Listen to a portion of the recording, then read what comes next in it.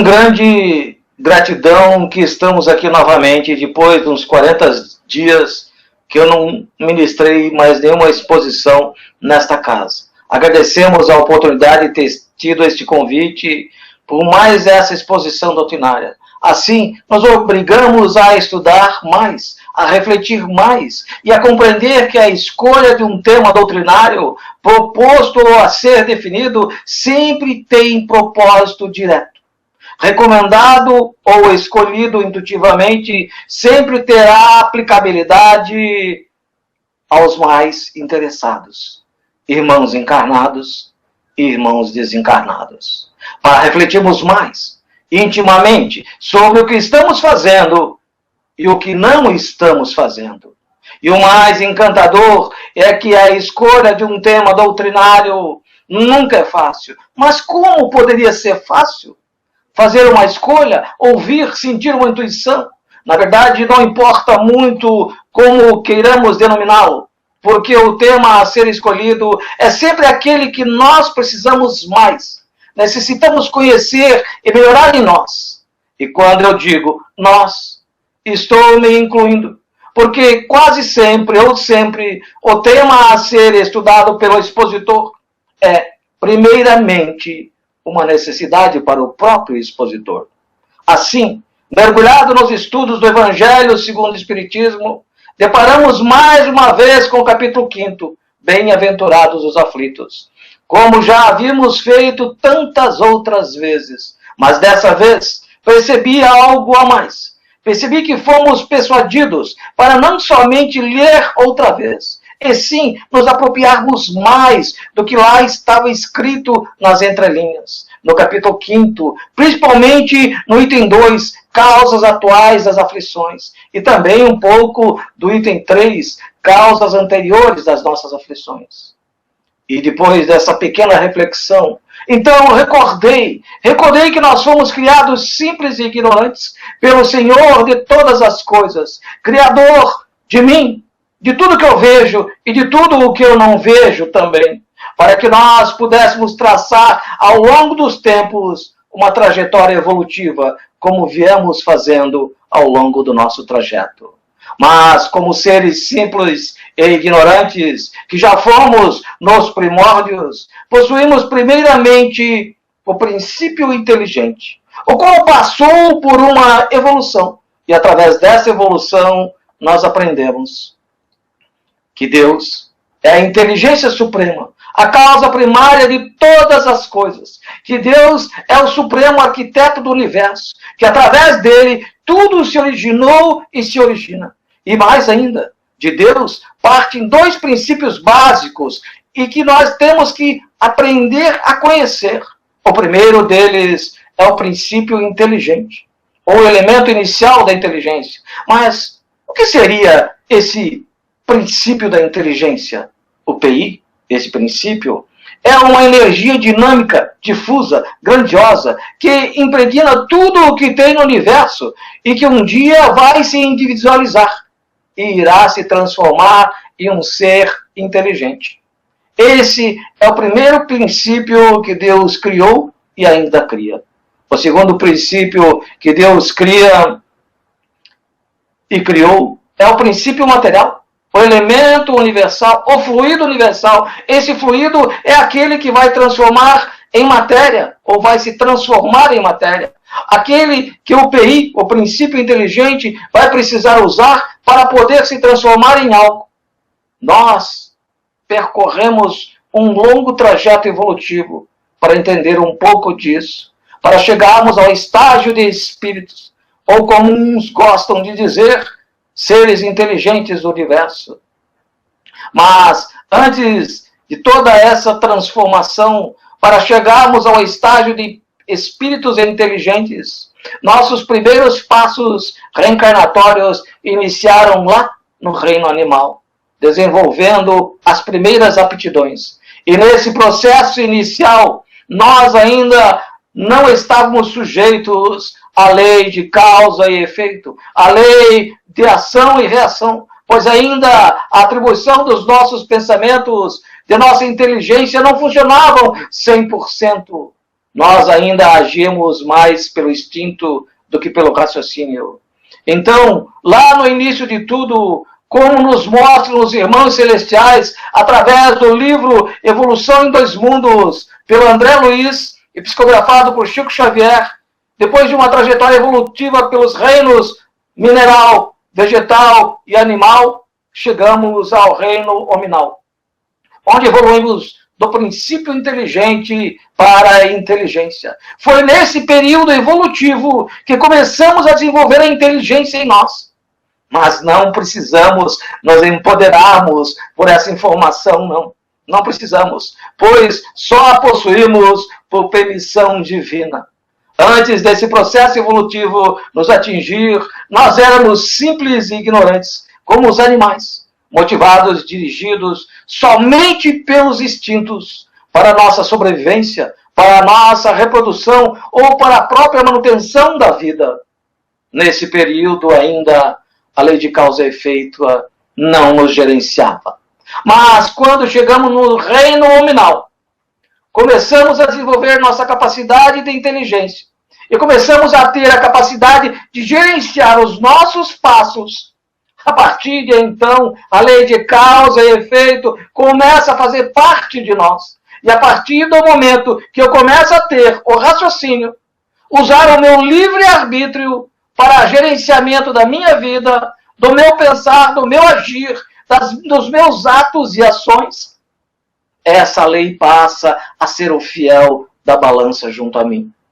E é a partir desse ponto que começamos a acumular a bagagem de como seriam e serão as nossas sucessivas reencarnações. É aqui, a partir desse início do nosso processo evolutivo, que podemos fazer uma interligação com o Evangelho segundo o Espiritismo, no seu capítulo 5º, Bem-aventurados os aflitos, no item 2, causa atuais das nossas aflições. Agregando a esse conhecimento a lei de causa e efeito.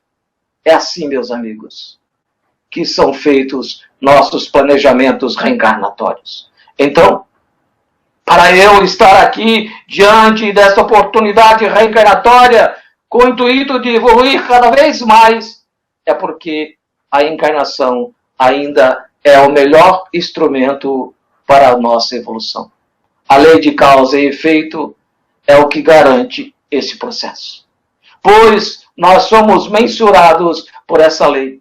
É através dela que tudo é feito e planejado o nosso processo reencarnatório. Por esse motivo, estamos todos nós encarnados onde precisamos estar. Com a família que necessitamos. Na condição financeira que temos que ter. Na condição física que carecemos passar. Então, enfim, estamos onde precisamos estar. Com quem necessitamos estar e com quem é fundamental para a nossa evolução. Jesus falava bastante sobre essa lei, porque ele dizia, a cada um segundo as suas obras.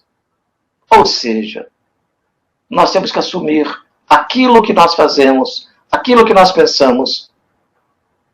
E mesmo assim, sendo detentores desse conhecimento, da vida após a morte, o desencarne, das vidas passadas, da vida atual e da vida futura, mesmo assim, a predominância sentimental maior da criatura humana ainda é o sentimento do queixume, da reclamação, da vitimização pessoal, inspirando-se para o mal, simplesmente por conhecerem e não darem a devida importância, enquanto outros tantos ainda desconhecem a lei de causa e efeito e por falta desse entendimento não compreendem suas aflições. Mas nós, que temos esse conhecimento, não temos o direito de reclamar. E assim mesmo, muitas das vezes, achamos que Deus e Jesus não gostam mais de nós. Parece que o universo está conspirando contra mim. Tudo vem dando errado. Será mesmo? Será mesmo que tudo vem dando errado? Ou será que nós estamos fazendo alguma coisa errada? Mas alguém pode estar me questionando nesse momento e deve estar pensando para si, mais ou menos assim: mas, Eduardo, quando nós chegarmos num planeta de regeneração, o que vai predominar em nossos corações será só o entendimento do amor e do bem. Eu sou obrigado a concordar com esse pensamento da maioria, mas também posso discordar. Se chegarmos lá, ou quando chegarmos, porque se fazem mais de 2000 anos que Jesus passou entre nós e nos deixou todos os ensinamentos necessários, e ainda estamos rastejando. Quando que vamos chegar nesse planeta regenerado? Mas agora eu faço, voltando ao raciocínio, como faz bem ouvir essa frase, né? Como nos enche de esperanças e de alegrias. Porque quando nós chegarmos num planeta de regeneração, o que vai predominar em nossos corações será o sentimento do amor, do bem. Mas eu vos pergunto agora, por que vamos esperar chegarmos no mundo regenerado? Se podemos ir nos regenerando aqui agora, com o processo de regeneração que passa o planeta, por que deixar para depois? Nós precisamos parar e pensar mais sobre nós mesmos. Não se deixa para amanhã o que se pode fazer hoje.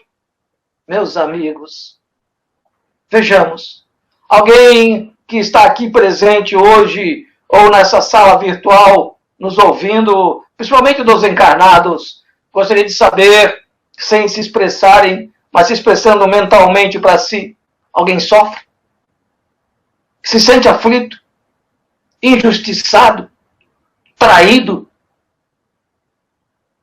É interessante nós tocarmos nesse assunto.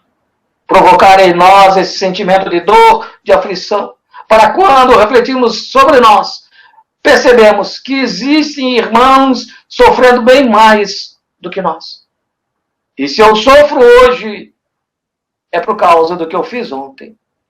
Porque lá no Evangelho segundo o Espiritismo, lá no seu capítulo 5, nos diz assim: a contrariedade da vida são de duas espécies, ou pode-se dizer, de duas origens bem diferentes, as quais muito importante distinguir. Umas têm sua causa na vida presente, outras não nesta vida. Continua o Evangelho ainda nos dizendo: a dor é inevitável, porque ela faz parte da evolução. Sofrer é opção. Sofrer é uma escolha. E não tem como nós não concordarmos com isso, porque nós fizemos as nossas escolhas. Então, dentro desse processo, vivenciando as nossas necessidades reencarnatórias, nossos queridos irmãos celestiais vêm nos dizer ainda: o passado se faz no presente, e o presente vai se fazer no futuro. E continuam os Espíritos nos dizendo no Evangelho segundo o Espiritismo: sem a certeza do futuro, esses ensinamentos morais seriam um contrassenso, ou bem mais do que isso, seria uma negação. E eu vou dar o exemplo da minha vida. Eu nasci como pessoa com deficiência. E o que eu fiz nessa vida para fazer isso? Nada. Com grande probabilidade e certeza de ter sido em outras vidas. Então, quando nós vamos estudar o capítulo 5 do Evangelho segundo o Espiritismo e vamos revivendo, compreendendo as causas atuais de nossas aflições, nos deixa bem claro que tudo o que acontece conosco tem princípio, meio e fim em nós. Pois nós somos os arquitetos e construtores de nós mesmos. E as nossas vivências, as nossas experienciações são frutos do nosso uso, do nosso livre-arbítrio, as nossas escolhas. Portanto, se nós hoje vivenciamos alguns resultados de fragilidades, onde a dor muitas vezes bate à nossa porta, nós não podemos culpar ninguém por isso. Nós não podemos sair por aí à procura de culpados. por aquilo que fizemos nessa ou em outra vida anterior.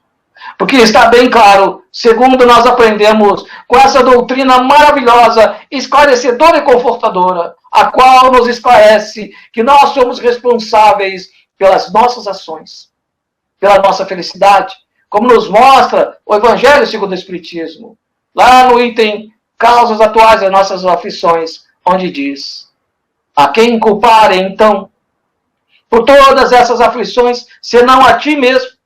Deste modo, o homem é, na maioria dos casos, o autor dos seus próprios infortúnios.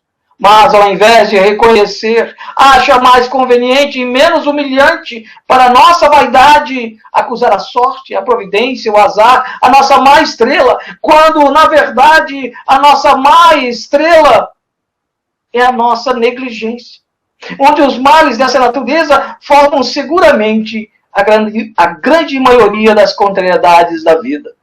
E o homem só as evitará quando trabalhar para o seu aperfeiçoamento moral e intelectual. Meus irmãos, dentro desse processo, infelizmente ainda, como fala no Evangelho, enquanto o egoísmo, essa chaga na humanidade, da humanidade, persistir no coração dos homens, haverá trevas e ranger de dente. Assim, com todo esse cabedal de conhecimentos que adquirimos ao longo de nossas existências, não podemos retardar mais nossa evolução. Nós precisamos parar, necessitamos credibilizar conscientemente, verdade? E é isso mesmo, temos que credibilizar conscientemente a nós próprios tudo o que nos acontece. Nesse capítulo 5º, lá no item da causa atual das nossas aflições, ainda está muito bem claro que, infelizmente, pelas nossas atitudes de invigilância e pela manifestação ainda do nosso orgulho, é que nós construímos as situações ideais para ainda vivenciarmos situações de dores, situações de tribulações. E só transformamos a dor em sofrimento quando nós optarmos por isso. Por quê? Porque se nós temos todo esse conhecimento, que tudo o que nós passamos existe uma necessidade, vamos sofrer por quê? Emmanuel tem uma frase interessante, é muito meditativa. Ele arquitetou essa frase através de suas experiências, principalmente quando ele foi Publius Lentulus Cornelius, senador do Império Romano. A frase é a seguinte: segundos de invigilância, séculos de resgate. Mas quando Emmanuel se inspirou e arquitetou essa frase, foi lá na encarnação que ele viveu como senador do Império. Nessa encarnação, ele tinha uma filha caçula, a qual ele amava com toda a força de sua alma. E a pequenina desenvolveu lepra, hoje conhecida como hanseníase. E um outro senador, amigo de Publius, o aconselhou, inspirando a levar a sua filha adoecida para Jerusalém, lá para a Palestina, lhe convencendo que os ares dessas cidades eram ótimos, eram propícios para sua filha, e que já haviam se efetuado algumas curas por lá. Depois de Publius Lentulus ter refletido bastante, resolveu partir com a família amada em direção a novos ares. Com as novas expectativas, fora para Jerusalém, que naquela época era dominada por Roma. Roma, naquele período, dominava praticamente quase todo o mundo. A águia, seu símbolo romano, estava espalhado por quase todos os lugares da face da terra. E lá chegando em contato com Pôncio Pilatos, ele vem saber então que os melhores ares seriam em Cafarnaum. Cafarnaum é uma pequena cidade às margens do lago Genezaré, perto da cidade onde vivia Jesus com a sua mãe. Então, ali, Publius Lentulus, Emmanuel, comprou uma bela casa e levou sua filha amada para Cafarnaum. E convivendo por ali, em meio às pessoas daquele lugar, ouviu falar do Nazareno chamado Jesus. Mas naquele tempo, para os romanos, em meio ao povo judeu, havia muitos feiticeiros, muita crendice e superstições. E para ele, Publius Lentulus, Jesus não passava simplesmente de mais um feiticeiro judeu. Só que os empregados auxiliares do lar, que foram contratados em meio ao povo judeu, assim, a maioria deles já compartilhavam e seguiam as ideias do Nazareno, já eram seguidores do Cristo. Nesse interim, e por sua esposa Lívia ter escutado por várias vezes os empregados falarem sobre Jesus, eu preciso fazer um destaque neste momento. Lívia, a esposa de Pablo Lento, tinha uma de suas servas mais próximas. Podemos dizer que havia até um sentimento de amizade entre elas. E a serva, já sendo seguidora de Jesus e de seus ensinamentos, quando lhe tinha oportunidade, falava muito sobre Jesus para Lívia. E a pequena, a filha adentada, acabava ouvindo coisas boas sobre o tal Nazareno. E com o passar do tempo, os pais foram comprovando que os ares de Cafarnaum faziam muito bem para a sua filha, a qual foi gradativamente ficando cada vez melhor. Num dia desses normal, Pablo Lento, despachando na sua sala, chegou às pressas uma serviçal chamando urgente. Sua pequena filhinha havia acordado com dores horríveis no seu corpo. Quando ele chegou lá, vê as pústulas com pequenas inflamações que apresentavam no corpo da pequena sangrando. E todo aquele amor e carinho que ele tinha por sua filhinha amada, ele já sentia, ele já previa que ela estava exposta à morte.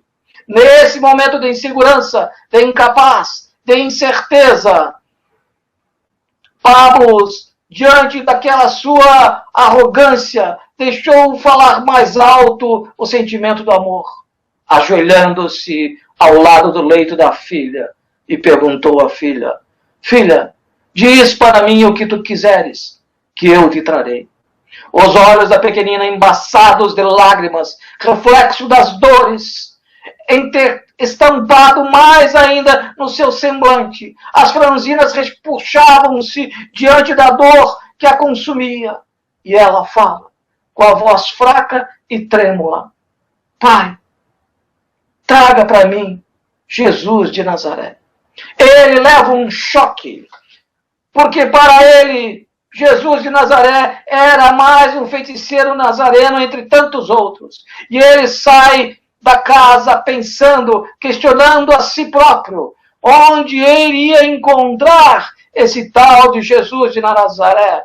E ele, em meio aos seus pensares, é conduzido pela intuição através dos amigos espirituais, sem perceber. Ele foi encaminhado em direção a um pequeno monte e de repente depara com uma pedra que ele tinha o formato natural, a ideia de um banco rodeado de relvas, aonde, envolto aos seus pensares, em torno do pedido da filha amada, ele sentou-se ali, meditativo, pensativo, como faria para encontrar Jesus de Nazaré. Nesse interim, houve passos se aproximando. Ele levanta a cabeça, erguendo o rosto para ver quem se aproximava. Vê um homem de ombros relativamente largos, vestindo uma túnica branca e um manto azul jogado sobre os ombros. Cabelos a nazarena, de barbas, uma face suave, tranquila, que caminhava em direção a ele. Sem perceber, Pablo Lento havia sido levado pelos espíritos amigos para aquele pequeno monte, onde todo o fim de tarde Jesus ia meditar, Jesus ia conversar com Deus. Conforme Jesus ia se aproximando-se, Pablo Lento, sem entender o que estava acontecendo, sem compreender o que ele estava sentindo, ele cai de joelhos e começa a chorar. Chorar copiosamente.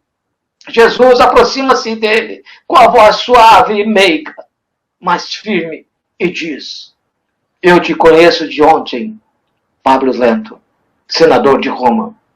Esse é o teu instante de renovação e de regeneração. Vá para a tua casa, porque tua filha está curada. Não por ti, mas por ela. Ele ainda chorando copiosamente, levanta-se aos prantos e lentamente vai se afastando de Jesus. Mas conforme ele vai se afastando das influências vibratórias de Jesus, o seu orgulho, suas más tendências também vão retornando aos seus pensares. E Pablo Lento começou a questionar a si próprio. Como eu pude ajoelhar-me e chorar à frente desse feiticeiro nazareno? Pablo Lento estava trazendo à tona quantas possíveis vidas já vividas, materializando tendências que trazia na sua bagagem de outras vidas, permitindo materializar em si, plasmando a vaidade e a arrogância. Mesmo estando de frente a Jesus, ouvindo, sentindo a influência e a energia de Jesus, manifestou-se ao contrário ao sentimento do bem. A prepotência, a arrogância ainda falaram mais alto. E quando ele chegou em casa e viu que sua filha estava curada, mesmo assim, as más tendências ainda falaram mais alto. Pablo Lento sentia-se ainda envolto às misérias das suas fraquezas. Ainda só tinha espaço no seu ser para contemplar monumentos da vaidade humana, como as expressões políticas, que variavam entre as características da liberdade e de força. Detentor da autoridade e do poder, senhor da fortuna e da inteligência, grandezas terrenas e transitórias que perduravam apenas por um dia fugaz. Mas mesmo assim, Pablo Lento ainda se sentia atraído pelos tronos e púrpuras, pelos mantos preciosos das honrarias terrestres, pelas togas da falha justiça humana, pelo parlamento e decretos supostos irrevogáveis. Tudo parecia-lhe preencher o vazio existencial. É uma pena que nós não temos tempo hoje para continuar essa história de Pablo.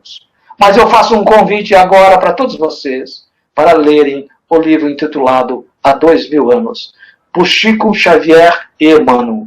Para quem não leu, fica a sugestão da leitura para vocês entenderem o final da história de Pablo Lento. E em seguida sugiro a leitura do livro 50 anos depois, dando continuidade à história, também de Emmanuel por Chico Xavier. Retornando ao nosso raciocínio e continuando a nossa exposição, então Pablo Lento, já como Emmanuel, plasmou essa frase: segundos de invigilância, séculos de resgate. Meus caros amigos, vocês já perceberam que foi só Pablo Lento ir se afastando da presença de Jesus, saindo do perímetro vibratório de Jesus, que ele permitiu que suas más tendências, que trazia consigo de outros tempos, de outras vidas, viessem à tona, perdurassem por muito tempo ainda na sua vida. E foi na sua invigilância que ele construiu a sua vida. Gente, nós não podemos fugir das nossas preces, das nossas energias positivas. E aproveitando esse momento narrado da vigilância de Pablo, podemos usar essa encarnação como exemplo para nós. Temos que parar. Somos obrigados a parar para pensarmos, meditarmos um pouco mais em nós, sobre essa oportunidade reencarnatória, sobre nossas vidas, para também enxergarmos o quanto ainda vacilamos diariamente na nossa invigilância. Como estamos usando o nosso livre-arbítrio e, através desse uso, o que estamos fazendo para manter nossa vigilância? O que estamos fazendo para melhorar as nossas vidas? O que não estamos fazendo? Que é o pior. Mais tarde, Pablo Lento materializou outro pensamento seu através dessa frase: dor sublime e companheira, que me reconduz ao caminho reto quando dele me afasto. Está aí a explicação. É quando nós vacilamos com a nossa vigilância, usando o nosso livre-arbítrio de forma equivocada. É aqui, nessa equivocação, que nós nos candidatamos às dores do corpo físico, às dores, às tristezas, às angústias, às melancolias. Tudo isso provém da nossa invigilância, da nossa insatisfação terrena, achando que poderíamos sempre ter mais do que temos. Então, nós precisamos nos ver no reflexo do espelho vital, para podermos nos ver de dentro para fora. Em tempos atuais, temos visto e ouvido notícias extremamente difíceis de serem digeridas. Nesses dias de transição, temos visto os quadros bem dolorosos no cenário terrestre, complexos, complicados, para uma humanidade que se diz racional. No entanto, só ler, assistir a notícia e não absorver nada também não resolve nada. Temos que pensar, refletir sobre. Um desses casos que me volta à memória nesse instante é um caso que não me falta também a minha memória, foi Divaldo Pereira Franco que contou de um jovem pedalando sua bicicleta na Avenida Paulista e no mesmo momento aparece um carro em alta velocidade, o qual o motorista perde o controle atropelando o ciclista, no qual arranca um dos braços, que fica preso na lataria do carro. Mais adiante um pouco, o motorista parou, saiu do carro, retirou o braço do atropelado, jogando-o no chão, ali mesmo, e vai embora, sem prestar qualquer tipo de socorro à vítima. Diante desse acontecimento, nós podemos fazer uma reflexão. Como esses dois começaram o dia? Será que eles começaram o dia buscando o Evangelho de Jesus? E após buscar o Evangelho, abriram seus corações em prece, agradecendo e pedindo proteção para o seu dia? Ou simplesmente permitiram que o próprio dia gerenciasse o seu dia? Onde foi que existiu a vigilância? E onde foi que existiu a invigilância que os levaram àquele momento? Aquele jovem da bicicleta atropelado bruscamente, passando-se alguns dias do acontecido, o jovem relatou: onde ele estava pedalando, estava na contramão, fora da faixa para bicicletas, e que a sua bicicleta não possuía nenhum sinalizador, afirmando assim que ele também estava errado. Então, podemos verificar que a invigilância dele levou a ele a vivenciar aquilo que lhe era necessário, pois Jesus já havia dito que ninguém vivencia o que não lhe é necessário. Então podemos dizer que ele vivenciou nesse instante uma expiação? Mas aonde ele construiu ou desenvolveu essa necessidade expiatória? Nessa encarnação? Ou pode ter trazido de vidas passadas a aflição de hoje? Então, como a espiritualidade nos fala, nosso passado veio para o nosso presente, e o nosso presente irá para o nosso futuro. Ele poderia ter mudado esse momento de sua vivência? Sim, ele poderia. E narra Humberto de Campos uma história para elucidar esse fato. Havia um senhor trabalhador em uma marcenaria, o qual trabalhava com uma serra, e um descuido qualquer, ele perde um dos dedos da mão. Levado para o hospital, recebe o atendimento necessário. Depois de dias, retorna à marcenaria e colegas de trabalho o rodeiam, dando-lhes as boas-vindas e ao mesmo tempo indagando, dizendo-lhe: fulano, você é um profissional de mão cheia, como vacilasse desse jeito? Você é tão bom com todo mundo, és uma pessoa maravilhosa, por que tivesse que perder o dedo? E esses questionamentos dos seus amigos de trabalho ficaram como que alimentando os seus neurônios, fazendo-o meditar mediante essas imposições. E naquela semana ele ia à casa espírita, porque também era frequentador da casa espírita. E ele foi à casa espírita num dia igual a esse nosso, e a exposição doutrinária aberta ao público.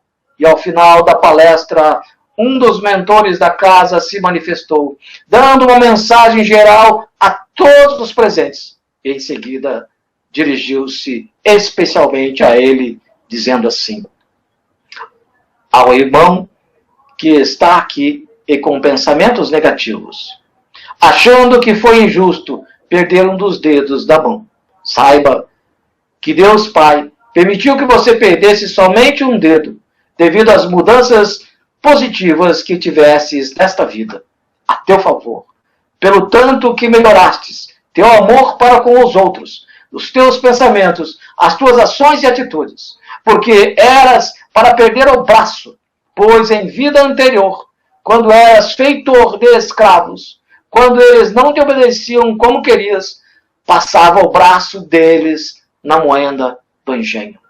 No entanto, a justiça divina viu que melhorasse tanto que bastarias perder simplesmente um dedo.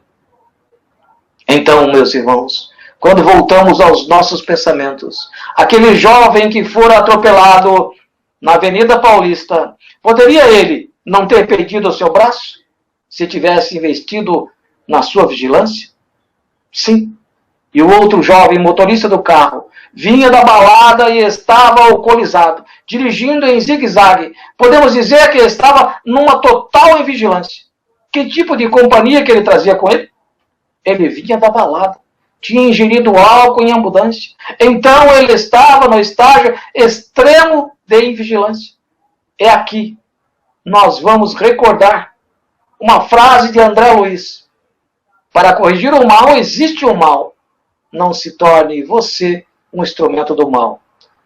Na verdade, o moço do carro se tornou um instrumento do mal. Naquele momento, ele, o motorista, na sua invigilância, permitiu ser um instrumento do mal, que no atropelamento levou o outro a resgatar a si próprio. O que perdeu o braço estava resgatando a si próprio, estava vencendo a sua expiação, estava vencendo a sua prova. E a sua prova é viver a vida dali para frente sem aquele braço. Mas aquele motorista que serviu de instrumento para o seu resgate, para a sua invigilância, ele acaba de se candidatar ao exercício da lei de causa e efeito na vida dele. Que, com certeza, nessa encarnação ainda, ou na próxima, irá levá-lo às suas expiações e provações necessárias para os seus reparos. Então, nós vivenciamos aquilo que nós queremos. Nós verificamos que, infelizmente, nós ainda não somos seres suficientemente vigilantes de nossos pensamentos, atos e atitudes. Afinal, Jesus, quando esteve em nosso meio, no plano terrestre, nos deixou várias recomendações e exemplos a serem seguidos. Nos recomendou até com uma certa insistência: vigiai e orai, para que não entreis em tentação. Mas, Eduardo, quais seriam essas tentações, então? Meus caros irmãos da Seara Espírita, vigiai e descobrirei. Descobrirei que elas estão dentro de nós. Sim, estão dentro de cada um de nós, sem exceção. Podemos dizer que todos nossos pensamentos estão diante dessa vigilância. Nós, nas nossas vontades, no nosso olhar invigilante, ali estão essas tentações. Porque se nós não tivermos a tentação, o que está lá fora não irá nos tentar. Jesus nos diz: orai para resistir às tentações. E aí eu vos pergunto, ou melhor, pergunto a nós: a prece faz parte do nosso dia a dia? A prece é a nossa companheira? O Evangelho é nosso companheiro? Porque é através do Evangelho que nós vamos desenvolver em nós os antídotos necessários para as nossas aflições. É através do Evangelho, de sua prática diária em nossas vidas, é que nós vamos nos tornando mais vigilantes. É por tanto mais atentos que nós cuidamos dos nossos pensamentos. com as nossas atitudes, ações, enfim, com o nosso comportamento. É através do uso do Evangelho diretamente no meio familiar, porque é aqui nesse meio que estamos mais ligados com quem temos necessidades de estar. É bem aqui, dentro do lar, que estão as nossas principais expiações e provações. É aqui, no meio familiar, que precisamos vivenciar o Evangelho em sua plenitude. Portanto, é no exercício do Evangelho que nós vamos conseguindo e nos tornando mais vigilantes. Mas mesmo dentro desse processo de vigilância, não podemos esquecer o nosso passado, que já passamos por outras vidas e que o pretérito está interligado com as nossas aflições. E mais, não podemos jamais esquecer da magnitude de Deus, que Deus é tão pleno, amoroso e bondoso e misericordioso de permitir que tenhamos outra vida e não nos recordamos da passada para não nos lembrarmos do indesejado. Para termos força suficiente de querer superar nossos fracassos, nossos resgates, nossos reparos. Mas mesmo assim, eu não posso deixar de agradecer a oportunidade de estar aqui novamente, tentando redimir-me perante minhas próprias falhas no pretérito, tentando ser mais justo do que fui, tentando ser mais homem do bem do que fui, tentando ser mais amoroso, gentil do que fui, tentando ser mais amigo do que fui, tentando ser mais honesto, fiel do que fui, tentando ser mais indulgente, benevolente, resignado do que fui, tentando acreditar no Pai do que não acreditei, tentando ter fé esclarecida, raciocinada do que não tive. Se com tudo isso que eu não fui, não tive, não acreditei, mas mesmo assim tenho a oportunidade de estar aqui tentando me redimir de tudo isso, simplesmente nascendo como pessoa com deficiência. Eu agradeço. Obrigado, meu Pai. Obrigado, meu Deus. Obrigado, Jesus. Obrigado a toda a espiritualidade que participaram desse processo, de um jeito ou do outro, participaram e participam, para me concederem essa grande oportunidade. Aos meus pais terráqueos, aos meus irmãos dessa vida, aos meus amigos, às pessoas de um jeito e do outro que participaram e participam da minha oportunidade reencarnatória. Obrigado a esta família imensa de amigos que me abriu os braços, a mim e a minha família. A essa família amorosa, a família espírita. Obrigado a todos. Obrigado à minha esposa Sandra, aos meus filhos. Obrigado, Jesus. Simplesmente obrigado. Pois Jesus já havia dito que ninguém vivencia o que não lhe é necessário. Aprendamos a ser um pouco mais humilde e agradecemos as grandes oportunidades que temos. Muito obrigado por esta oportunidade de estar com vocês mais uma vez. Um beijo no coração de todos. O programa Vinha Espírita é exibido no canal Liberdade Solidária, sempre aos domingos, no horário das 20 horas. Se você gostou de algum dos nossos vídeos, não esqueça de deixar o seu like.